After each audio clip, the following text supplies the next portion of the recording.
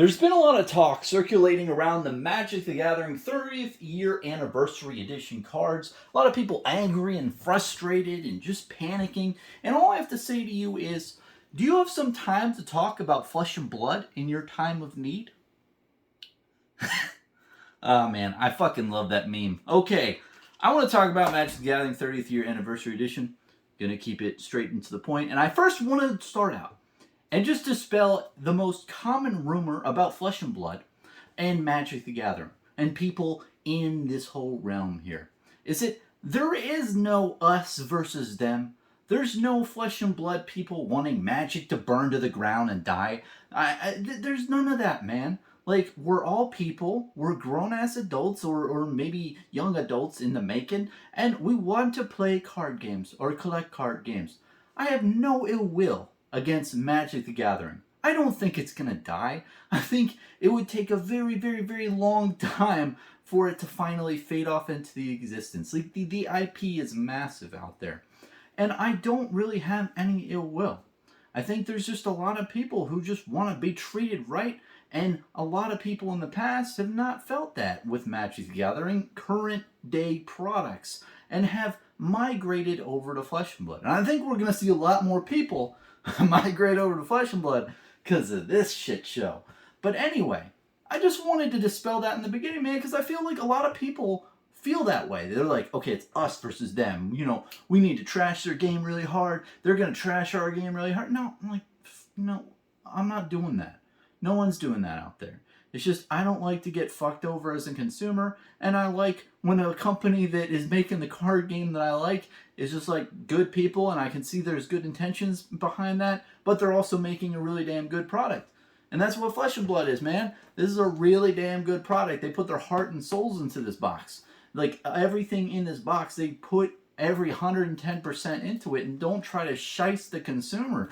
And Legend Story Studios, they ain't making, like, what? What's the margins on this thing?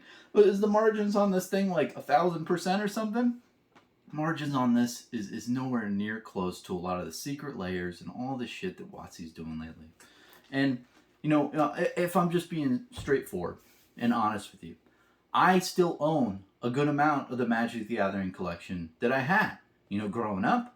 And, from like 3 to 4 years ago, I started collecting. I collected a bunch of sets. I have Mirage. I have, Alliances, Fallen Empires, close to a complete set of Revised, but I don't have the dual lands, which is like probably 95% of the cost of Revised. But the point I'm trying to make is, all in all, I'm a collector in trading card games. I like Magic the Gathering. I like old Magic cards. It's nostalgic. It's special. It's really cool. New Magic products, I don't like. And I haven't liked them for a little bit, man. And I'm just I was disenchanted with it. So I switched over to Flesh and Blood, and I was like, wow, this is a really damn good game too. And I fell in love with Flesh and Blood totally and completely. And I know I'm extremely biased. I'm drinking the Kool-Aid. And you might be drinking the Kool-Aid too for Magic or any other game. That's cool, man. But I think it's important to really, first off, before I get into this shit, I just want to really hammer home that there's no type of like beef between just Flesh and Blood and, Magic. There's no like us versus them. I think the big corporations love that shit. They love when things are divisive, so you like move into your camp and you don't like try to experiences all the flavors out there. That's how they win, because they don't care about making better products, because you're gonna buy their shit regardless. It doesn't matter. So I think that voting with your wallet, and I know it's like a cheesy thing, especially in the investment world. I mean, you invest in things that you believe in you're going to make a return in. But when you're a collector or player in a game, I think it's important to really just evaluate, man. Like, is this something you stand by? And are these your boys, man? So I want to talk about the 30th year anniversary edition cards. This is, I'm just going to recap. I'm really not going to say anything new here. It's just this content is just so fucking easy, man. Like, it's so easy. Like, who would want to buy this product? It's $1,000 for 4 booster packs, and you don't even know if you're gonna get some like really good hit, like a revised dual land. or anything. Just even if they, even if this was a good product, it's like extremely difficult to, it's a huge gamble. Like, it's just bullshit. And then the worst part about this, I think, in all of it's like dumbassery, is the border, man. I just don't, or the card back. I hate the card back. Like, this is not a Magic card. I know what a Magic card is. I've been looking at it for, my whole life. I've been looking at the backs of Magic cards. It looks like a pool table and shit. That is a Magic card. That is some bullshit. Like, I don't know who would want this card. And, like, you can say, oh, Bronson to people and commanders and everything. And I heard that a lot in the interwebs. It seemed like the high IQ people, or the people who were, taken from the high IQ people, and also talking about it, we're talking about how this is kind of like their way of, like, throwing revised dual lands onto the commander scene. Because in the commander, you have to, like, buy them the real cards up till now. But now you have these, proxies that everyone's calling them.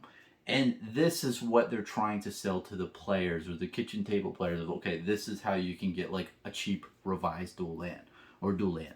So, well, and also power. You can get the power 9 and all that stuff. And I just think overall, man, it's the biggest cash grab I've ever seen any, like, game do in the industry. Like, this is just, like, in your face. I'm honestly surprised they hadn't just, like, said it out front. They said, hey, we need money. This is what we're doing. We want you to buy it. Like, they might as well have just came out and said it. Like, I don't even know why there's, like, any, like, pomp and circumstance around, like, oh, we care about the community. We want to celebrate. Oh, yeah, pony up $1,000 to get your 4 booster packs. That's fucking wild, man.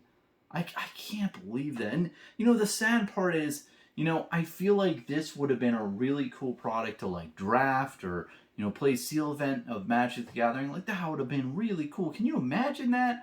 All the fun. Or, you know what? How awesome would it be if it had the type of packs where you just put 2 packs together and you play like that? I think Jumpstart, right? If they made a Jumpstart out of this, I know that sounds a little, I haven't heard anyone talk about that, but I played Jumpstart recently, man, and that was fucking cool. You take 2 packs, you open them up, put them together, and you play the game. Can you imagine how cool that would be, where, like, someone getting into it now could play the game? But, also, card backs, I hate them. I don't know. Anyway, long story short, this is not a game that's trying to make quality products. This is Hasbro, the puppet master, pulling all the strings and making WotC, move up and down here, and churn out that revenue. It's plain as day. And overall, I think the biggest thing that, if you're into Magic the Gathering, the thing that you really need to open your eyes with and just see, plain as day, is that if they're doing this big of a cash grab now, then they must be just running this game into the ground as fast as they can. And let me give you an example. I had a car for most of my life, and I ran that shit to the ground. It had a broken window in the back, and I didn't want to pay the repair costs, and, the window motor is a lot of money. So I just propped it up with some piece of iron and, taped it in there and done. It had some, like, mold in the back. I didn't care. Just, got an HVAC. It had a couple buttons loose. I just, glued them in. I did everything just to make that car just run it to the ground and last as long as I could with what I had, without putting any money into it. And that whole analogy really is just, the money into it is, in this case, it's actually, caring about the game and caring about the community and everything. The car represents the IP, and then me represents Hasbro / WotC / whoever's, running the company in the background there. So, man, they are just running this shit into the ground. And I think that they're trying to milk the community as much as they can. They're like, oh yeah, we're just gonna milk the shit out of you. They don't give a fuck. And it's really upsetting, man. Because, overall, I love Flesh and Blood. It's my favorite game that I've ever played in my life. And I really did grow up with Magic the Gathering. I have fond memories, and I have my sets, and I like the game. I don't want to see this. I don't want to see this happen to the game that, I grew up on. But it just is what it is. And it's just going to take that one time where people in the community just say, no, fuck it. Like, we're not gonna play ball anymore.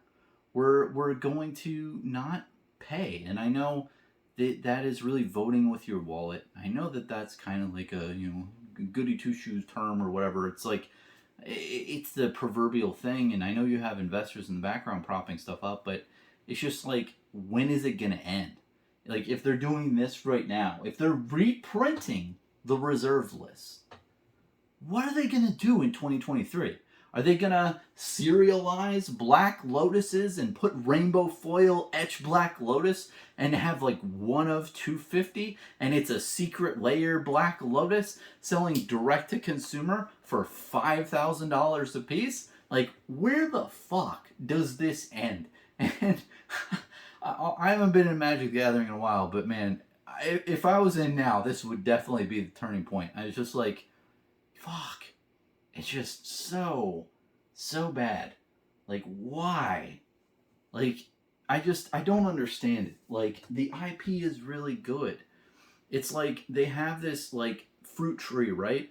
That produces a lot of fruit, which is the company, the IP, and they're just trying to take as much fruit off that tree, and they like, oh, well, I can chop off some branches and use that for lumber. Oh, I can not put as much soil on and save money over the years, and this tree is just withering and dying right in front of everyone's face. And it's really fucking sad. And overall, if you're in the Magic community and you're feeling like, hey, like, this guy is kind of an asshole here, it's just, it is what it is. Like, you can't tell me that this product is made for the consumer in mind because they really give a shit about you, or they really care about the community. So they hear that people wanted to open up a Black Lotus, so they're printing them all, and like $1,000 for 4 packs. There's no way. And what I have to say is, honestly, from a person who has Magic Gathering collections, is buy the cards you want. If you want a Power 9, buy the Power 9 revised card. If you want revised dual lands, buy those specific cards. Get the real deal. Don't get this like folky hokey card. That is not a Magic card. Get the actual Magic card. Even if it's high played, who cares? At least it's real. At least it's a 27, 29-year-old card. That is legit. That is a cool collectible in my mind. This is just, I don't know what this is, but it's for sure not for me. It sounds like it's not a lot, right? It's not for a lot of people. And if you are listening to me this far in, and I just want to plug again, please, I want to talk to you about Flesh and Blood. This game is fucking amazing.